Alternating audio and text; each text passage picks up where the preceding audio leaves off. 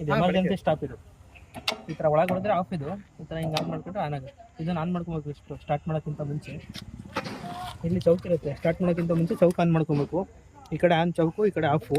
ಇದು petrol on and of. ಈ ಕಡೆ ಪೆಟ್ರೋಲ್ ಆಫು, ಈ ಕಡೆ ಪೆಟ್ರೋಲ್ ಆನ್. ಇಲ್ಲಿ ಶೆಲ್ಫ್ ಇರುತ್ತೆ. ಇಲ್ಲಿ ಆನ್ ಮಾಡ್ಕೊಂಡು ಚೌಕ್ನ ಆನ್ ಮಾಡ್ಕೊಬೇಕು. ಫಸ್ಟು ಸ್ವಲ್ಪ ಆಕ್ಸಿಲೇಟರ್ ಕೊಡ್ಕೊಬೇಕು, ಶೆಲ್ಫ್ ಹೊಡಿಬೇಕು.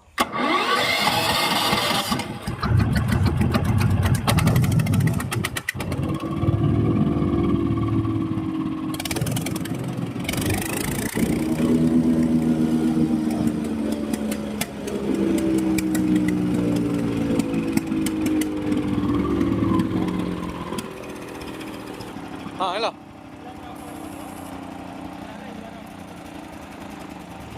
ಇರುತ್ತೆ ರಿಕಾಲ್ ಸ್ಟಾರ್ಟು.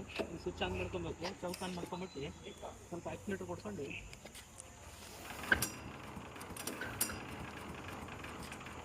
ಆಕ್ಸಿಲೇಟರ್ ಕೊಡ್ಕೊಂಡು ಸ್ವಲ್ಪ ಲೇಟು ಆಕ್ಸಿಲೇಟರ್ ಸ್ವಲ್ಪ ಜಾಸ್ತಿ ಇದೆ.